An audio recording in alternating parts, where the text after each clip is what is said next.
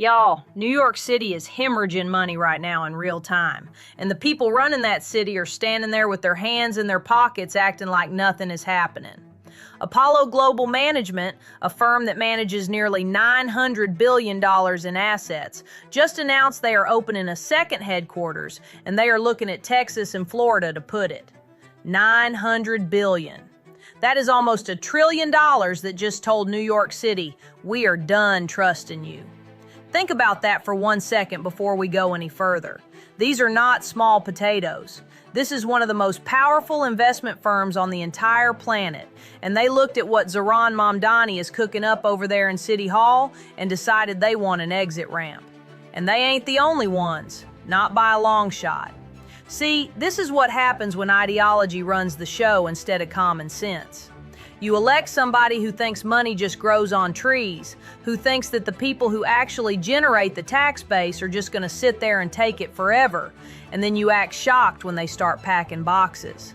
Apollo told its own teams that they expect most of their future hiring to happen at the new hub, not Manhattan.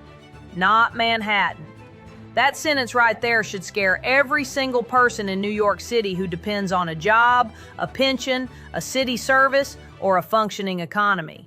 Because when Apollo hires somebody in Dallas or Miami instead of Manhattan, that is a salary that is not going to be taxed in New York. That is a bonus that is not going to hit New York City's income tax rolls. That is money that was there yesterday and will not be there tomorrow. And it compounds. It compounds every single year. Now let me give you the full picture of what we are dealing with here, because this ain't just about one company. Goldman Sachs is building an 800,000 square foot, $500 million campus right now in Dallas. $500 million worth of bricks and glass going up in my state, while Mamdani is out there proposing tax hike after tax hike.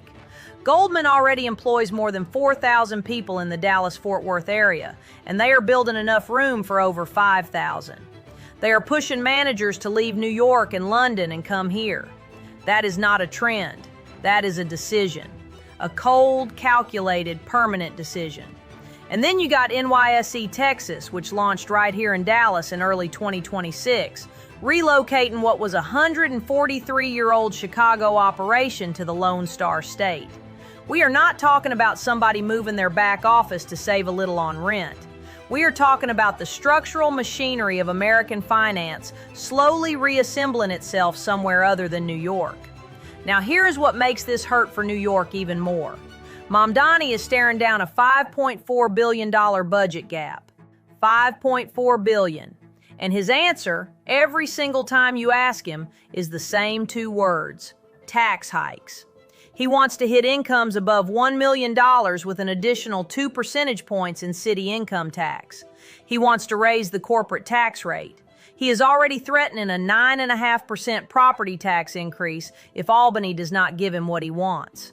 Let me tell you what that math looks like when the people you are trying to tax are already waving goodbye from the door. The Partnership for New York City's own CEO said it plain and clear. He said you cannot propose budget after budget that vilifies the very employees generating the revenue and then act surprised when they decide to go somewhere else. That man is right, and it does not take a Harvard degree to understand it. Even Moody's, the bond rating agency, changed its outlook on New York City from stable to negative in March of this year. That means the people whose job it is to watch cities and make sure they do not go broke are now looking at New York and saying, we are worried. That is not liberal media.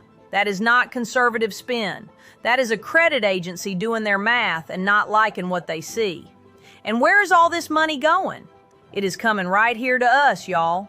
The data from 2024 showed that Texas had 519,000 financial sector employees, and that number surpassed the entire state of New York for the first time. The entire state. That milestone would have seemed absolutely crazy talk 10 years ago, and here we are. This is not a coincidence. This is the result of a state that keeps its taxes low, keeps its regulations sane, and does not treat the people building businesses like they are criminals. Zero state income tax. A government that wants you to succeed instead of threatening to squeeze you every time you turn a profit. That is the pitch Texas has been making, and that is the pitch businesses have been accepting at a rate that New York ought to be losing sleep over. In fact, New York's own growth in investment and securities employment over the last 20 years was only 16%. Texas saw 111% expansion in that same time frame. Y'all, that is not a gap, that is a canyon. Now, I want you to understand something about the promises Mamdani made to get elected, because this is where it gets real insulting. He told New Yorkers he was going to give them free bus service. That is going to cost $700 million a year. He told them he was going to give them universal child care. That is going to cost up to $6 billion a year. He talked about city-run grocery stores. He talked about a housing plan with a $100 billion price tag, $70 billion of which would be borrowed. And now that he is actually in the chair and the checkbook is open, none of that stuff is in the budget. Not the free buses, not the grocery stores, not the mental health programs. He told them he would find a way. Well, the way he found is to come after property taxes, drain the rainy day fund, and beg Albany for permission to squeeze the very people who are already heading for the highway. Even New York City's own comptroller said the property tax hike is regressive and hits homeowners in communities of color harder than it hits the wealthy folks Mamdani says he has taken on. His own people are telling him his plan does not work, and yet here we are. This is what I want folks outside of New York to understand, because some of y'all might be sitting there thinking, well, that ain't my problem, I live in Texas. But it is your problem. Because what New York City is doing right now is a preview. It is a test case for exactly what happens when the bill finally comes due on the socialist fantasy. You spend decades electing people who promise everything and fund nothing. You build a budget that by 2026 hit $127 billion, up from $70 billion just in 2017. That is an 81% increase in about 9 years. And now, the people who were paying for all of it are doing the same math everybody else can see and realizing they can just not be there for the bill. So they are leaving.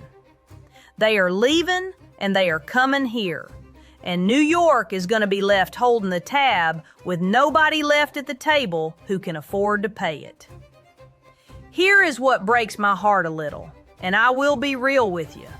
There are millions of regular working people in New York City who did not vote for any of this, and who are going to get absolutely walloped by what comes next. The nurses and the teachers and the folks driving delivery trucks who cannot just pick up and move to Florida.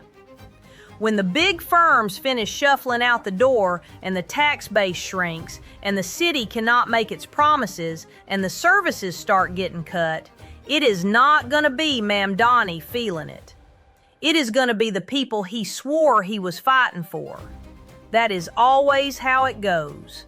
The ones selling the dream are never the ones living in the ruins of it afterward.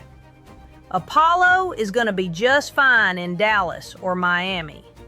Goldman Sachs is going to be just fine in the building they are putting up right here in my backyard. The hedge funds are already settling into Brickell and the Palm Beaches. What gets left behind in New York is the working class that was told all of this was going to be done for them. It was not done for them. It never is. And the bill is already coming due.